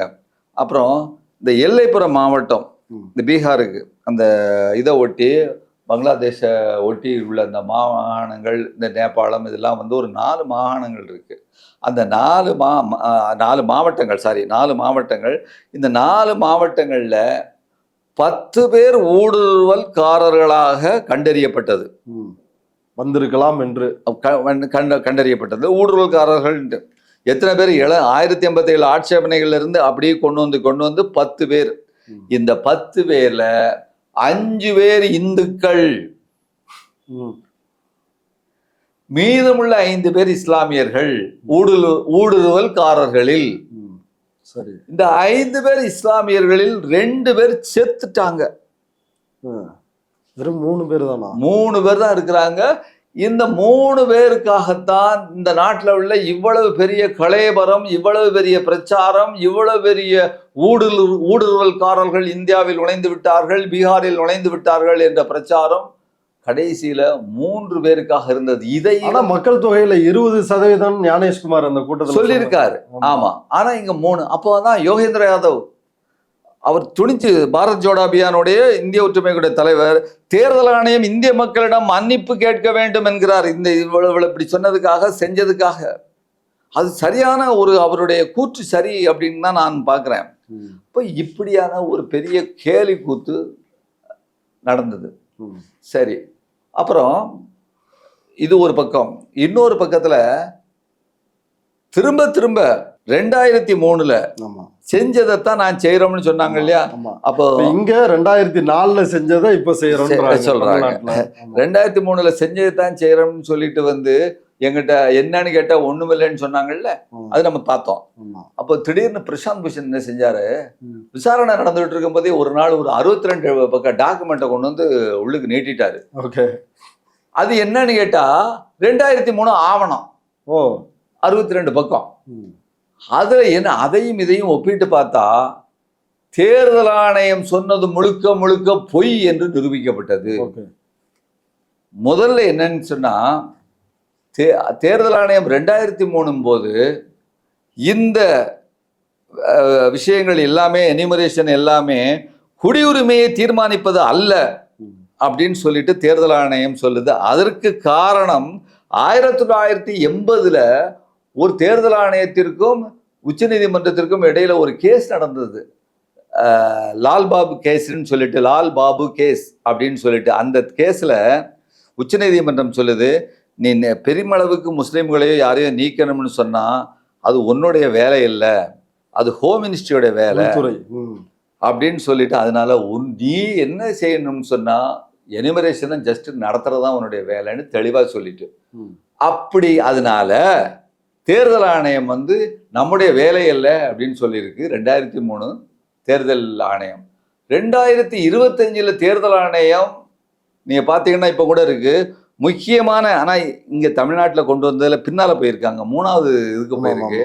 அங்க வெளிநாட்டினர்களை நீக்குவதுதான் முதல் வேலைன்னு அடிக்கோடிட்டு சிட்டிசன் ஃபர்ஸ்ட் நோட்டிபிகேஷனே அதுதான் சொல்லிட்டு, அதன் அடிப்படையில் இம்மைக்ரன்ட்ஸ் இல்ல சொல்லி அதோட நிறுத்தாம அவங்கள கண்டுபிடிச்சு நிறுத்ததை மட்டும் இல்லாம சிட்டிசன்ஷிப்பை தீர்மானம் பண்றது, இந்த நாட்டில் உள்ள குடிமகனா இல்லையான்னு தீர்மானம் பண்றதும் இந்த விஷயம்தான், இந்த எஸ்ஐஆர் தான் சொல்லியிருக்கு. இது 2003 கிடையாதுன்னு சொல்லியிருக்கு, 2025ங்கிறது. இது முதல் பெரிய வித்தியாசம். சொன்னது முதல் பொய். ரெண்டாவது,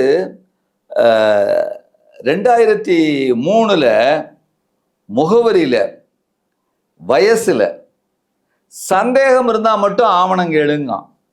ஓகே, இந்த பையனை பார்த்தா 15 வயசு மாதிரி தான் தெரியுது, ஆனா அவன் 18 வயசுன்னு சொல்றான். எப்ப அவன் டேட் ஆஃப் பர்த்தை கொண்டா அப்படிங்கிறது. இல்லாட்டா நீ வந்து இங்க இருக்க மாதிரி இல்லையே, நீ அட்ரஸ் இல்லையேன்னு சொன்னா அந்த அட்ரஸ் ப்ரூஃபை கேட்கறது. அப்படின்னா தான் கேளுன்ட்டு 2003ல சொல்றான். ஆனா இங்க அனைவரிடமும் டாக்குமெண்ட்டை கேளுங்க, அனைவரிடமும் ஃபார்மை ஃபில்அப் பண்ணுங்கிறா. ஓகே, நீங்க எல்லாருமே யோக்கியர்கள்னு நிறுவீங்க. ஆமா. அப்போ இது ஒண்ணு. 2003 வந்து உள்ள என்ன இன்னொரு மூன்றாவது பெரிய விஷயம், வாக்காளர் பட்டியலில் 2003 சொல்றேன், முன்னால உள்ள தேர்தல், இப்ப இவங்க தான் வராங்கன்னா முன்னால நம்ம 2024 தேர்தலில் வந்து நடத்தியிருப்போம். இப்போ இதற்கு முந்தைய தேர்தலில் நீங்க வாக்களிச்சிருந்தீர்கள் என்றால் நீங்கள் போனஃபைடு, ஆங்கிலத்தில் சொல்றதா இருந்தால் தமிழ்ல நேர்மையான வாக்காளர்கள்னு அர்த்தம். இது 2003. ஆனா இப்போ 2025 என்ன சொல்லுதுன்னா, நீ போன வாக்குல நான் போன தேர்தலை போட்டேன் அதனால என்ன, அதுக்கு முன்னால போட்டேன் அதனால என்ன, 2003-4 உன்னுடைய பேர் இருந்தால் மட்டுமே தான் நீ உண்மையான வாக்காளர்கள். இல்லை என்று சொன்னால் நீ டாக்குமெண்ட்டை கொடுக்கணும் அப்படிங்கிற ஒரு விஷயத்தையும் அவர்கள் சொல்லிட்டாங்க. அப்போ இதுல என்ன அடிப்படையில் பார்த்தீங்கன்னா, அதற்கும் இதற்கும் இப்போது முதல்ல வந்திருக்க முக்கியமான வித்தியாசம், இந்திய நாட்டில் உள்ள அனைவரும் அடிப்படையில் இந்தியர்கள் என்பதை ஏற்றுக்கொண்டு, ஒரு இன்க்ளூசிவ்னஸ் ஏற்றுக்கொண்டு அவர்களுக்கு வாக்குரிமை, சிட்டிசன்ஷிப்பை கொடுக்கிறது. அது வந்து ஏற்கனவே உள்ளார்ந்த அமைப்பாக இருக்கிறது. அவர்கள் அதை சந்தேகப்படுகிறவர்களிடம் மட்டும் அதாவது ஆவணம் கேட்பது, இதுதான் சரியா இருக்க முடியும். ஆனால் இப்பொழுது எல்லாரையும் சந்தேகப்படு, எல்லாரிடமும் ஆவணம் கேள் அப்படிங்கிற ஒரு நிலைமைக்கு வந்துட்டாங்கிறது தான் இன்றைக்கு ஒரு மிகப்பெரிய ஒரு வேதனையான ஒரு விஷயமா. அவங்களை பொறுத்த வரைக்கும் அவங்கள்ட்ட போய் நிரூபிக்கிற வரைக்கும் நீ ஊடுருவல்காரன் தான் நம்ம எல்லாரும். அப்ப சுருக்கமா சொல்றதா இருந்தா, அதாவது குடியுரிமையை தீர்மானிக்க பண்றதாக இது ஆயிற்று. ரெண்டாவது, இந்த தேதிக்குள்ள கொடுக்கணுங்கிறா. இந்த 30 நாள் ஐயா நான் வெளியூருக்கு போயிருக்கேன், 15 நாள் போயிருக்கேன் அப்படின்னு சொன்னா, இதெல்லாம் பீகாரை பத்தி நான் பேசிட்டு இருக்கேன், கிடையாது, கட் ஆஃப். அப்புறம் வந்து இந்த ஆவணங்களில் கொடுக்கலனாலே முடிஞ்சிருச்சு, லிஸ்ட் வர மாட்டோம். ஆமா, அதுக்கு பிறகுலாம் வாய்ப்பு இல்லை. அப்பீல்னாலுமே ஃபார்மை கொடுத்துருந்தாதான் அப்பீல். ஆமா. அப்ப இது போன்ற விஷயங்கள்லாம் வந்து அங்க பீகார்ல நடந்தது. அப்போ இப்படிப்பட்ட ஒரு மோசமான நிலைமையில தான் தமிழ்நாட்டு கான்டெக்ட்ல நம்ம இப்ப வர்றோம். இப்ப பீகார்ல நடந்த எஸ்ஐஆர் குறித்து ஒரு விரிவா சொன்னீங்க, அதுல எப்படிலாம் மோசடிகள் செஞ்சிருக்கிறாங்க அப்படின்னு. தமிழ்நாட்டில் இப்போ 4ஆம் தேதி தொடங்க இருக்கின்ற இந்த எஸ்ஐஆர் ப்ராசஸ், இதுக்கும் அந்த பீகார்ல நடந்ததுக்கும் ஏதாவது வேறுபாடுகள் இருக்குதா? அதனுடைய பின்னணி என்ன? இல்ல அங்க செஞ்ச அதே மெத்தடை தான் இங்க ஃபாலோ பண்ண போறாங்களா? அது பீகார்ல விட இங்க வந்து சில விஷயங்கள்ல மாற்றம் ஏற்பட்டிருக்கு. அடிப்படையில ஒரு தீவிர மக்களை வெளியேற்றணுங்கிற ஒரு வேகத்துல கச்சா முச்சான்னு பண்ணிட்டான் பீகார்ல. அது அவர்களுடைய தேர்தல் பணியாளர்களுக்குமே நிறைய குழப்பம், ஆளும் கட்சி ஆதரவாளர்களுக்கு குழப்பம். என்ன இப்படிலாம் இருக்குன்னு சொல்லிட்டு தவறுல இருந்து பாடம் தேர்தல் ஆணையம் படிக்குது. அப்போ இப்போ என்ன செய்யுதுன்னா, அந்த அடிப்படையில் உள்ள முக்கியமான ஒரு கூட்டத்தை, அவர்கள் நினைக்கிற மக்கள் திரளை, ஏழை எளியவர்களை திட்டமிட்டு வெளியேற்றுவதில் எந்த விதமான சுணக்கமும் தயக்கமும் இல்லாமல், குழப்பம் இல்லாமல், ஈரத்துணியை போட்டு கழுத்த இருக்கிறதுன்னு சொல்லுவாங்க இல்லையா, அதை போல் ஏற்பாடு செய்திருக்கிறது இந்த தமிழ்நாட்டில். ஓகே, இதைத்தான் நான் சொல்லணும்னு நினைக்கிறேன். ஏன்னா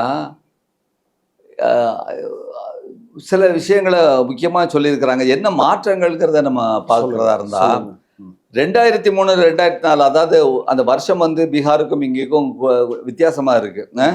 அந்த வாக்காளர் பட்டியலில் உள்ளவர்கள்ல இல்லை என்றால் கிடையாதுங்கிறது பீகார்ல. யாரும் கொடுக்கலன்னு ஒண்ணு தாய் தந்தையர் இருந்தா போதுன்னு அவனே வந்து மாத்தினான். அதுக்கப்புறம் ஓரலா கூப்பிட்டு சொன்னா ஆபீசர்ஸுக்கு, எப்போ சொந்தக்காரன் யார் இருந்தாலும் நீ வந்து அலோவ் பண்ணிருன்ட்டான். இது ஓரலா. அப்படி ஓரலா சொன்னதை பூரா இங்க டாக்குமெண்டா கொண்டு வந்துட்டான். ஓகே, பேரண்ட் ரிலேட்டிவ்ஸ் எல்லாருமே நீங்க வந்து 2004 இங்க தமிழ்நாட்டில் வந்து அந்த எஸ்ஐஆர்ல இருந்தால் நீங்கள் வாக்களிக்கலாம், ஆவணங்கள் கொடுப்பதற்கான தேவை இல்லை அப்படிங்கிறத சொல்லிட்டாங்க. அதுபோல நீக்கப்பட்டவர்களுடைய பட்டியல் இருக்குல்ல, யாரெல்லாம் டெலீட் பண்றாங்கிறது, அதுல அங்க உச்சநீதிமன்றத்தில் பெரிய சண்டை நடந்தது. அவன் கொடுக்க மாட்டேன்னு சொன்னான். அதுக்கப்புறம் வந்து மெஷின் ரீடபிள் ஃபார்மேட்ல கொடுக்குற, இங்க அவர்களுடைய பெயரை நாங்கள் வெளியிடுகிறோம் அப்படின்னு சொல்லிட்டாங்க. இந்த இடத்துல நான் வந்து கட்சிக்காரர்களுக்கு இதன் மூலமாக நேற்று ஒரு பயிற்சி பட்டறையிலும் சொல்கிறேன், இன்றும் நான் சொல்ல விரும்புவது, மெஷின் ரீடபிள் ஃபார்மேட்டில் இருக்கான்னு பார்க்கணும். ஏன்னு கேட்டிங்கன்னா, எத்தனை பேர் வந்து ஏன்னா நீக்கப்பட்டவர்கள் பெயரைத்தான் வெளியிடப் போகிறார்கள். அதற்கு காரணம் என்ன காரணம் என்று அவர்கள் சொல்லி இருக்கிறார்களா நமக்கு தெரியாது, தெரியணும். நான் டாக்குமெண்ட் கொடுத்துக்காம என் பேர் நீக்கிட்டாங்களா, இப்போ நான் போய் பேரன் போய் பார்க்குறேன் என்னுடைய பேர் இருக்கா இல்லையான்ட்டு, பேர் இருக்கு அப்படின்னா என்ன அர்த்தம், நான் வாக்களிக்க முடியாது. எதுக்காகன்னு எனக்கு தெரியணும்ல, அது இருக்கா இல்லையா இதெல்லாம் வந்து பார்க்க வேண்டியது அரசியல் கட்சிகளுடைய தலைமை, அது அவர்கள் பார்ப்பார்கள் என்று நாம் நம்புகிறோம். அதுபோல படிவத்தோட அந்த நேரமே ஆவணங்களை கொடுக்க வேண்டிய தேவையில்லை. அது பீகாரோடைய நல்ல டெவலப்மெண்ட். ஓகே, ஏன்னா அங்க வந்து அந்த 11 ஆவணங்கள்ல ஏதாவது ஒண்ணு கொடுத்துதான் ஆகணும். ஆமா, இது இப்போ அப்பவே கொடுக்கணுங்கிற மாதிரி இல்லை. ரெண்டாவது அப்பவுமே கொடுக்கற மாதிரி இல்லைன்னா அப்புறம் இதுலயும் கொடுத்தாக வேண்டிய இருக்கா? இருக்கு, அது பின்னால வருவோம். கையெழுத்து அங்க வந்து கண்டிப்பா போடணும். இங்க கையெழுத்து இல்லாமலே நீங்க வந்து கொடுக்கலாம், அந்த நபர் கொடுக்கலாம். ஆனா வீட்டுல உள்ள யாராவது ஒருத்தர் கையெழுத்து போடணும். ஓகே, இது வந்து யாருன்னா நீங்கள் ட்ரான்ஸ்ஃபரில் போயிருந்தீங்கன்னு சொன்னால் வந்து, அல்லது வந்து ஒரு வெளியூருக்கு போயிருந்தீங்க, ஒரு பிரயாணத்தில் போயிருந்தீங்கன்னா, அந்த வீட்டில் உள்ளவங்க பையன் இருக்காருன்னா எங்கள் பையன் இங்கே தான்ப்பா இருக்காருன்னு கையெழுத்து போட்டு கொடுக்கலாம். அதற்கான ஒரு வாய்ப்பையும் ஏற்படுத்தி இருக்கிறார்கள். இது நல்ல பாசிட்டிவான விஷயமாக நாம் பார்க்கிறோம். இப்போ இது சொல்லிட்டு தேர்தல் ஆணையம் என்ன சொல்லுதுன்னா, இப்படி நாம் வந்து செய்திருக்கிறதுனால 70% 75% வாக்காளர்களுக்கு இந்த விதிகள் மூலம் பயன்பெறுவார்கள்ங்கிறான். எந்த விதிகள் பூரா இந்த 2003 2004 பேர் வந்து இருந்து அவன் சொந்தக்காரன் பேர் பூரா இருந்து, பிளட் ரிலேட்டிவ்ஸ் சொந்தக்காரன் பேர் பூரா இருந்து, தாய் தகப்பன் பேர் இருந்து அவங்க வாக்கான இந்த ஆவணங்கள் கொடுக்க வேண்டிய தேவையில்லைங்கிறத சொல்றது அப்படிங்கிறதுலாம் இது மூலமாக 70% 75% பயன் பெறுவார்கள் அப்படிங்கிறது தேர்தல் ஆணையம் சொல்றாங்க. நல்ல விஷயம். ஆனா 25% 30% பேர் பயன்பெற மாட்டார்கள்ங்கிறது இருக்கு இல்லையா? இப்போ பயன்பெற மாட்டார்கள் என்கிறத நம்ம என்ன கேட்டகரி, அதைத்தான் பார்க்கணும். அது 2003 பெயர் இல்லாதவர்கள் நிச்சயமா ஆவணங்களை கொடுத்தாகணும். அப்போ அந்த 2003 பெயர் இல்லாதவங்களை 3 கேட்டகரியா பிரிக்கிறாங்க. ஓகே, 1987 ஜூலைக்கு முன்னால் பிறந்தவர்கள், அது ஒரு கேட்டகரி. அப்போ வயசு 38 வயசு இருக்குமா? அவன் 1988 90ன்னா அதில் ஒரு 10 25 38 வயசு கிட்ட. அதுக்கு முன்னால் பிறந்தவங்க பூரா தன்னுடைய அதாவது ஆவணத்தை ப்ளஸ் ஃபார்மை கொடுக்கணும், வேறு யாரும் கொடுக்க வேண்டாம். ரெண்டாவது 1987 ஜூலை 1 டிசம்பர் 2004 இடையில பிறந்தவர்கள் உங்கள் ஆவணத்தை கொடுக்கணும். 11 ஆவணத்தில் ஒரு ஆவணத்தை கொடுக்கணும். ப்ளஸ் உங்கள் அப்பா அம்மா யாராவது ஒருத்தருடைய ஆவணத்தை கொடுக்கணும். ப்ளஸ் படிவத்தை ஃபில்லப் பண்ணணும். அடுத்த கேட்டகரி அதாவது 2/12/2004 பின் பிறந்தவர்கள், அதாவது 2012 2004 பின்னால் பிறந்தவர்கள் அப்படின்னா அவங்கள பார்த்தீங்கன்னு சொன்னால், தாய் தகப்பன்கள் ஒவ்வொருத்தருடைய ஆவணத்தையும் கொடுக்கணும். முன்னாடி அப்பா அல்லது அம்மா யாராவது ஒருத்தர், இப்போ 2 பேர். ஆமாம், 2004 பின்னால் உள்ளவங்க 2 பேருடைய ஆவணத்தையும் கொடுக்கணும், உங்களுடைய ஆவணத்தை கொடுக்கணும், ப்ளஸ் ஃபார்மையும் கொடுக்கணும். அப்போ இப்படி ஒரு நிர்பந்தமான நிலைமையில இருக்கு. அப்போ குணாம்ச ரீதியாக எந்த மாற்றமும் இல்லை. உச்ச நீதிமன்றம் ஆதார் கார்டை கொடுக்கணும்னு சொன்னானே, அது பீகாருக்கு மட்டும்தான் ஆகிப்போச்சு. இப்போ இங்கே ஆதார் கார்டு இங்கே இருந்தாலும் 11ல் 1 கொடுக்கணும்னா, அப்போ நான் ஆதார் கார்டை காமிச்சு அப்புறம் 11லையும் 1 நான் காமிக்கணும்னா எனக்கு எதுக்கு ஆதார் கார்டை காமிக்கணும் இல்லையா? நீங்கள் ரேஷன் கார்டை கொடுக்க முடியும், இருக்கு ஆனா இல்லை அப்படின்ற மாதிரி ஆயிடுது. ரேஷன் கார்டை காமிக்க முடியாது, டிரைவிங் லைசன்ஸை காமிக்க முடியாது, பேன் கார்டை காமிக்க முடியாது, 100 நாள் வேலை திட்ட அந்த அடையாளத்தையே காமிக்க முடியாது. அப்புறம் வாக்காளர் அடையாள அட்டையை காமிக்க முடியாது.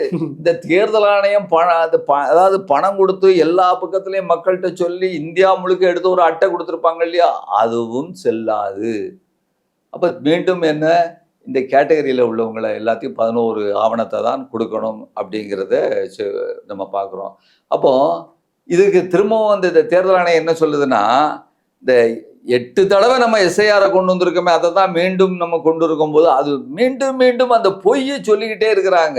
இப்ப இதுல கூட இந்த நான் தமிழ்ல பார்த்தேன் பார்த்தீங்களா, வாக்காளர் அடையாள அந்த தேர்தல் சீர்திருத்த அந்த விஷயங்களை நான் பார்த்ததுல என்ன போட்டிருக்குன்னு கேட்டீங்கன்னா, பீகாரில் சக்சஸ்ஃபுல்லாக நாம் கொண்டு வந்தோம், ஒரு அப்ஜெக்ஷன் கூட இல்லைன்னு சொல்றா. பொய்யை சொல்றதுல அது தமிழ்நாட்டு தேர்தல் அதிகாரியா இருந்தாலும் சரிதான், அல்லது யாரா இருந்தாலும் சரிதான், தேர்தல் ஆணையத்தினுடைய அந்த ஒட்டுமொத்த கட்டுப்பாட்டு கீழே வர்றாங்க. அதனால அவர்கள் அது போல சொல்லியிருக்கிறாங்க. இன்னொன்று, இங்க உள்ள இந்த வலதுசாரிகள் சொல்றாங்க, நம்ம ஆதார் கார்டு எல்லார்ட்டையும் தான் இருக்க, வெளிநாட்டுல இருந்து வந்தவனுக்கும் ஆதார் கார்டு இருக்கேன்னு சொல்லும் பொழுது அவங்களுக்கு ஒரு விஷயம் தெரியாது. வெளிநாட்டுல இருந்து வந்தவனுக்கான ஆதார் கார்டுல அதுல என்ன எழுதியிருப்பாங்கன்னு கேட்டீங்கன்னா, எப்போ எக்ஸ்பைரி ஆகுதுன்னு எழுதியிருப்பாங்க.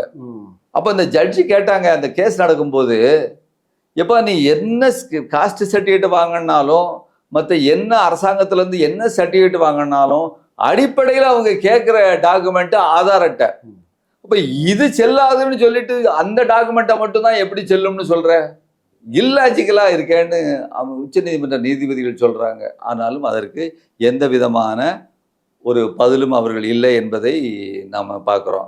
அப்போ அதுபோல் கடைசியாக என்ன நம்ம சொல்ல வர்றேன்னா, சரி இவ்வளவு ஜிப்ரிஷ் நேம்ஸ் இருந்தது, டூப்ளிகேட் நேம்ஸ் இருந்தது, பிளாங்க்ஸ் இருந்தது, அப்புறம் இதெல்லாம் ஆமாம், இதெல்லாம் தீர்க்கிறதுக்கு என்ன செய்றீங்கன்னு கேட்டால், ஞானேஷ்குமார் சொன்ன பதில், டூப்ளிகேட் நேம்ஸ்லாம் இருக்கிறதுக்கு சாஃப்ட்வேர் ஏதாவது போடுறீங்களேன்னா, சாஃப்ட்வேர் ஒன்றும் தேவையில்லை, 2 தடவை ஓட்டு போடுறது இல்லீகல் அப்படின்னு சொல்றது அதுவே போதுமானது.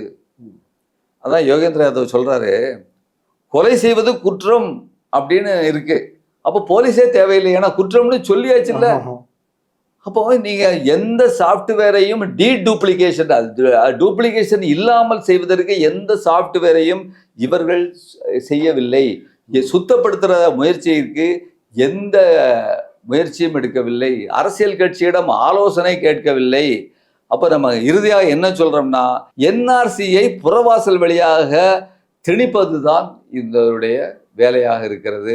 இதுல ஒரு டேஞ்சரஸ் ஜோன் இருக்கு. என்ன ஜோன்னா, நீங்க ஃபார்மை கொடுத்ததற்கு பின்னால, அரசியல் கட்சிகள்கிட்ட நான் மீண்டும் சொல்றது, ஃபார்மை கொடுத்துறதுக்கு பின்னால அவங்க வந்து ஒரு ப்ராசஸ் பண்றேன்னு ஒரு பீரியடு சொல்றாங்க பார்த்தீங்களா. அப்போ அந்த பீரியடுக்கு இடையில என்ன புரோட்டோகால் அடிப்படையில், என்ன விதிகள் அடிப்படையில் ப்ராசஸ் பண்றாங்கங்கிறது ஒன்றும் ஒரு இதுவும் இல்லை, தெளிவில்லை. ஆர்பிட்ரேரியா தன்னிச்சையாக அவர்கள் இதை செய்கிறார்கள் அப்படிங்கிறதா. அங்கதான் நீங்க நீக்கம் பண்ணாச்சுன்னா என்ன காரணத்துக்காக ஏது கொடுத்து நீக்கம் பண்ணுங்கிற தெளிவு இல்லை. அது குறித்தும் நாம வந்து பார்க்க வேண்டியிருக்கு. இறுதியாக உச்சநீதிமன்றத்தில் இந்த எஸ்ஐஆருடைய கான்ஸ்டிடியூஷனல் வேலிடிட்டின்னு சொல்லுவாங்க ஆங்கிலத்தில், அதனுடைய அரசியல் ரீதியாக அது சரியானதா இல்லையான்னு அதை தீர்மானிக்கக்கூடிய அந்த வழக்கு நடந்துகிட்டு இருக்கு. உச்சநீதிமன்றத்தில் நடந்துட்டு இருக்கும்போது அவசரமாக இங்கே கொண்டு வராங்க இந்த 12 மாநிலங்களையும், இந்தியா முழுக்க. அப்போ நம்ம 3 விஷயத்தை நம்ம கேட்குறோம் இந்திய மக்கள்கிட்டையும் சரி, வி ஆர் டிமாண்டிங். நம்ம என்ன சொல்கிறோம், படிவம் இல்லை என்றால் குடியுரிமை நீக்கப்படும் என்ற விதி நீக்கப்பட வேண்டும். கொடுக்கலன்னு சொன்னோம் ஒன்று.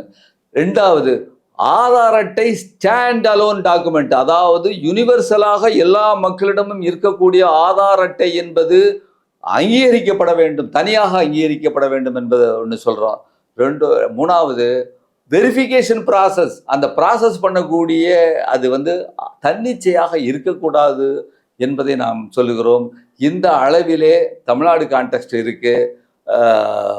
இன்னொரு மோசமான விஷயம், அதை நான் பேசாமல் போயிட்டோம்னு நினைக்கிறேன். புலம்பெயர் தொழிலாளர்களுடைய நிலைமை, புலம்பெயர் தொழிலாளர்களை சேர்ப்பதற்காக அங்கே ஒரு காலம் இடம் இருக்கிறது. அதில் 12 தவிர 13வது டாக்குமெண்ட்டும் ஒன்று சேர்த்துருக்குறாங்க. அதில் என்ன 13வது டாக்குமெண்ட்டுன்னா, பீகாரில் வந்து 17 அந்த 25 கொடுத்த அந்த இன்ஸ்ட்ரக்ஷன்ஸ் இருக்கு இல்லையா, அந்த இன்ஸ்ட்ரக்ஷனில் அங்கே பேர் இருக்கா இல்லை அப்படிங்கிறத காமிச்சிட்டு வந்து தாய் தகப்பன் பேர் இருக்கான்னு சொல்லிட்டு, ஏற்கனவே அங்கே இருக்கப்பா என் பேரை இங்கே சேர்த்துக்கோ, அல்லது அங்கே எடுத்துட்டாங்க என் பேரை சேர்த்துக்கோன்னு சொல்லக்கூடிய அந்த இது இருக்கு. அப்போ தமிழ்நாடு அரசாங்கம் தமிழ்நாட்டு மக்களையும் ஒரு முட்டுச்சந்தில் தேர்தல் ஆணையம் நிறுத்தி இருக்கிறது.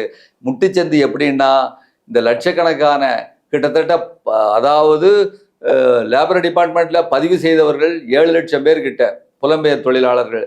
இவர்கள் அனைவருக்கும் வாக்குரிமை நாம கொடுத்தோம் என்று சொன்னால், அவர்களுக்கும் கொடுத்தோம்னு சொன்னா, இது தமிழ்நாட்டினுடைய இந்த அரசியல் அவன் சொன்னால ஸ்திரத்தன்மையை அல்லது மாற்றம் ஏற்படுத்தக்கூடும் அப்படிங்கிறது ஒரு முக்கியமான விஷயம். அப்போ அது சம்பந்தமாக ஒரு தெளிவில்லை. அதே நேரத்தில் இந்திய கூட்டணிக்குள்ள பீகார் மக்களுக்கு எதிராக தமிழ்நாட்டு மக்களை நிறுத்துவது, தமிழ்நாட்டு மக்களுக்கு எதிராக பீகார் மக்களை நிறுத்துவதை நோக்கி பிரச்சாரங்கள் ஆரம்பித்து விட்டார்கள்.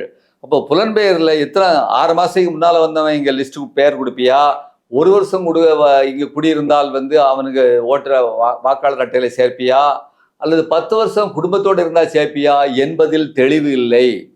அப்போ திடீர்னு ஒரு 1000 பேரை 2000 பேர் ஒவ்வொரு 1,00,000 பேரை அனுப்பியாச்சுன்னு சொன்னா கடைசி நேரத்தில் சேர்ப்பதற்கான வாய்ப்பு உண்டு. இதற்கு என்ன செய்ய போகிறார்கள், தமிழக கட்சிகள் என்ன செய்ய போகிறார்கள் என்று நமக்கு தெரியவில்லை. இது குறித்து ஒரு ஆழமான முடிவை எடுக்க வேண்டும் என்பதை இந்த நேரத்தில் சொல்லிக் கொள்கிறேன். ஓகே தோழர், இவ்வளவு நேரம் நம்முடைய பார்வையாளர்களுக்காக ஒரு விரிவா விளக்கமா இந்த விவகாரம் குறித்து தெளிவை ஏற்படுத்தியதற்கு ரொம்ப நன்றி தோழர். நன்றி தோழர். எல்லா இடங்களுக்கும் கொண்டு போய் சேருங்கள், அதுதான் என்னுடைய வேண்டுகோள். நன்றி, வணக்கம்.